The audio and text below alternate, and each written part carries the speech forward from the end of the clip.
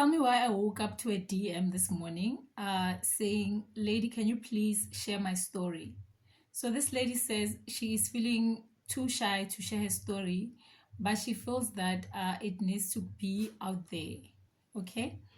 So she said she moved into a new city in 2009 due to work. And apparently she was in her early 20s.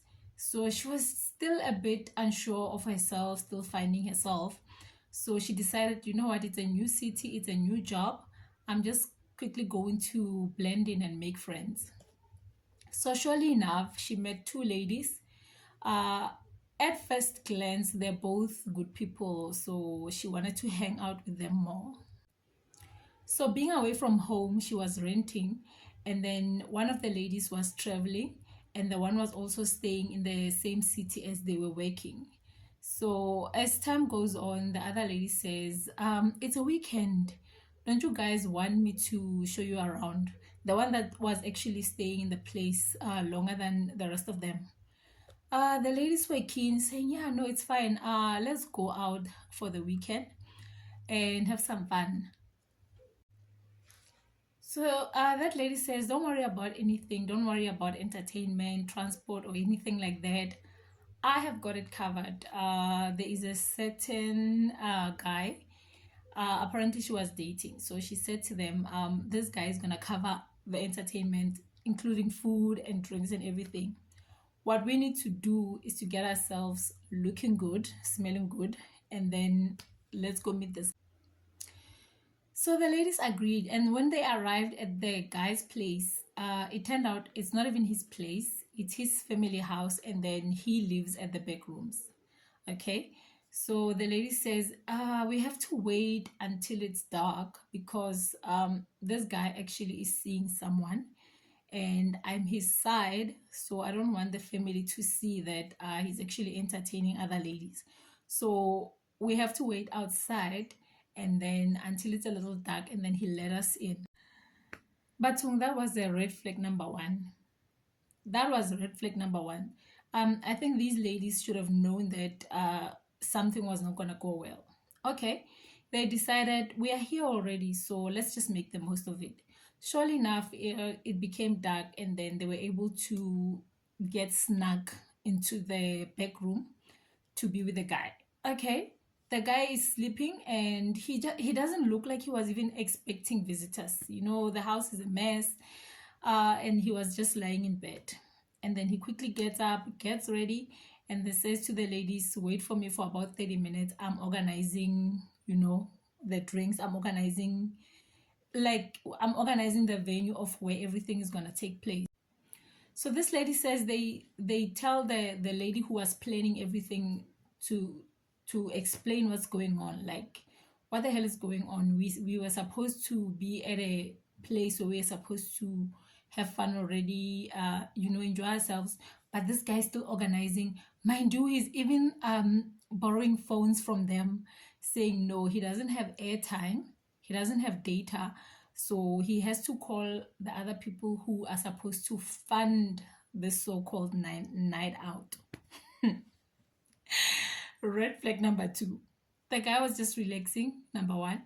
Number two, he doesn't even have airtime to organize this. So how is he going to organize things like drinks, like which kind of venue were they going to? Okay, after organizing, apparently they had a car pull up outside the yard. And then they said, okay, ladies, get up, it's time to go.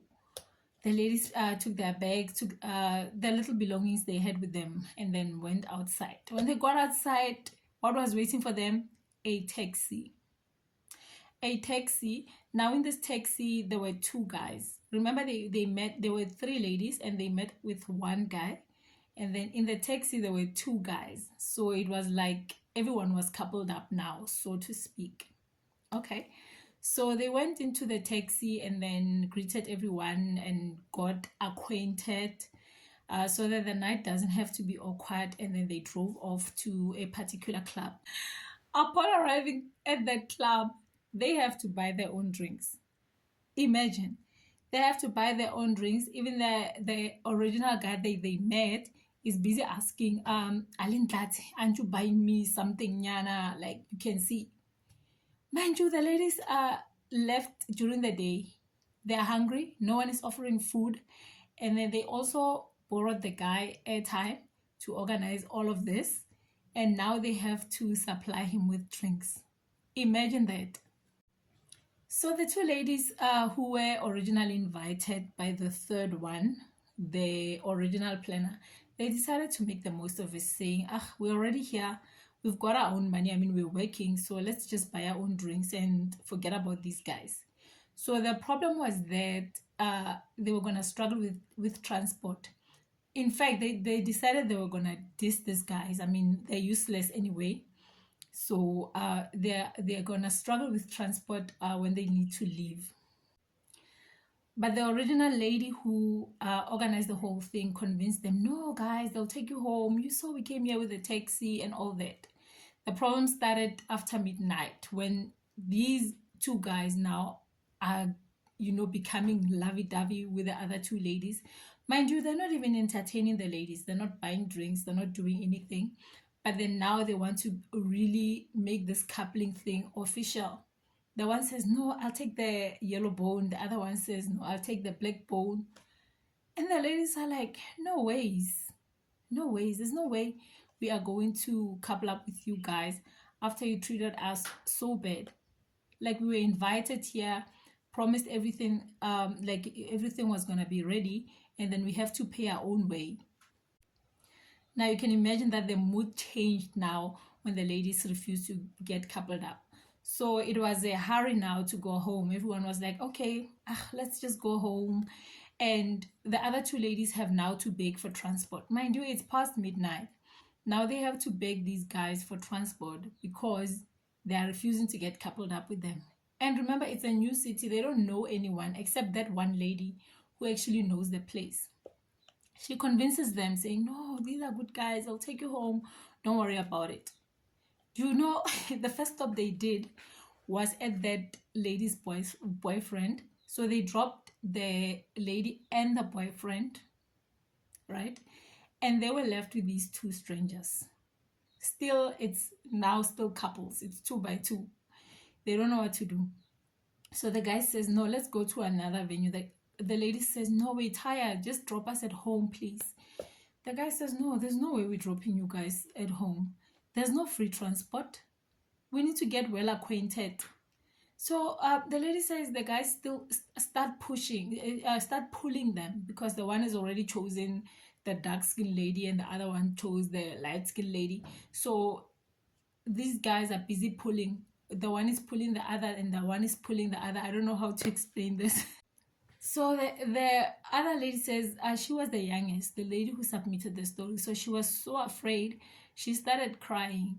Luckily, by the grace of God, as she was crying, one of the guys started pulling back and then started actually reprimanding his friend, saying, no, so just let them go. Let's just drop them off and leave them. Oh no, I don't know what possessed the one guy. He was like, no, no, no, we have to get what we came here for. Like, it's almost as if they were promised something. Okay. So they drove to their place, apparently, saying, no, we're actually going to introduce you to, I don't know if I can say the word. We want to introduce you to this popular substance that everyone is using, so that you guys can know how it feels like. We actually sell that substance.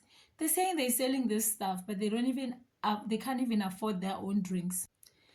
The younger lady says she kept on crying and crying until, even the rough one decided to soften his heart. And when they looked in the morning, when they looked at the time, it was already morning. So this tug and pull thing actually happened from past midnight up until the AMs, like literally 5 or 6 o'clock, when it's bright enough that you can walk and feel safe. So yeah, this is her side of the story. Apparently, when she went back to work, they decided, the two ladies who were in trouble, they decided, listen, we're not gonna talk to you anymore. We are done with you, and we don't want to be friends with you anymore because you are not safe. You gave us up for a D. That's it.